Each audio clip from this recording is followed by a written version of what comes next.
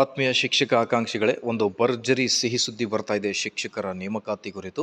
ಮಾಹಿತಿ ಏನಿದೆ ಅಂತ ಡೀಟೇಲ್ ಆಗಿ ನೋಡ್ತಾ ಬರೋಣ. ಅದಕ್ಕಿಂತ ಮುಂಚೆ ವಿಡಿಯೋನ ಸ್ಟಾರ್ಟ್ ಮಾಡೋಣ. ದಯವಿಟ್ಟು ವಿಡಿಯೋನ ಲೈಕ್ ಮಾಡಿ, ಅದರ ಜೊತೆಗೆ ನಮ್ಮ ಯೂಟ್ಯೂಬ್ ಚಾನಲನ್ನು ಕೂಡ ಸಬ್ಸ್ಕ್ರೈಬ್ ಮಾಡಿಕೊಳ್ಳಿ.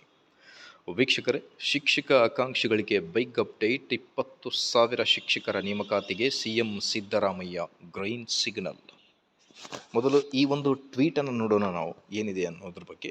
ಮೊದಲು ಶಾಲೆಗಳಲ್ಲಿ ಅಗತ್ಯ ಸಂಖ್ಯೆಯಲ್ಲಿ ಶಿಕ್ಷಕರನ್ನು ನೇಮಿಸಿ ಅವಶ್ಯಕವಾದ ಬೋಧನಾ ಸಲಕರಣೆಗಳನ್ನು ಸರ್ಕಾರ ಒದಗಿಸಬೇಕು.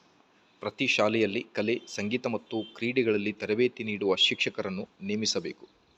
ಇದನ್ನು ಬಿಟ್ಟು ತಮ್ಮ ರಾಜಕೀಯ ಅಜೆಂಡಕ್ಕಾಗಿ ಮಕ್ಕಳ ಬದುಕಿನಲ್ಲಿ ಚೆಲ್ಲಾಟ ಮಾಡಬಾರದು ಅನ್ನೋದರ ಬಗ್ಗೆ ನೋಡ್ತಿರ್ಬೋದು ನೀವು. ಈ ಒಂದು ಇನ್ಫಾರ್ಮೇಷನ್ ಯಾವಾಗ ಟ್ವೀಟ್ ಮಾಡಲಾಗಿದೆ.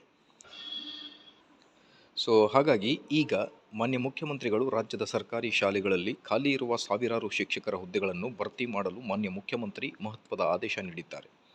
BEd ಮತ್ತು DEd ಮುಗಿಸಿದ ಅಭ್ಯರ್ಥಿಗಳಿಗೆ ಇದು ಸುವರ್ಣಾವಕಾಶ.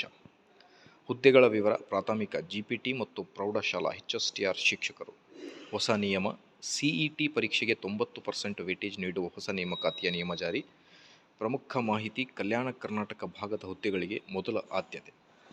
ಟೆಟ್ ನೇಮಕಾತಿಗೂ ಮುನ್ನ ಮತ್ತೊಂದು TET ಪರೀಕ್ಷೆ ನಡೆಸುವ ಸಾಧ್ಯತೆ.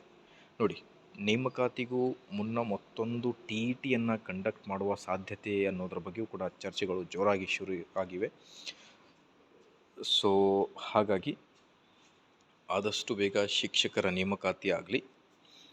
ಬಿಕಾಸ್ 20,000 ಶಿಕ್ಷಕರ ನೇಮಕಾತಿಯಲ್ಲಿ ಮೊದಲು ಆದ್ಯತೆ ಕಲ್ಯಾಣ ಕರ್ನಾಟಕ ಭಾಗದಲ್ಲಿ ಶಿಕ್ಷಕರ ನೇಮಕಾತಿ ಅಂತ ಹೇಳ್ತಾ ಇದ್ದಾರೆ.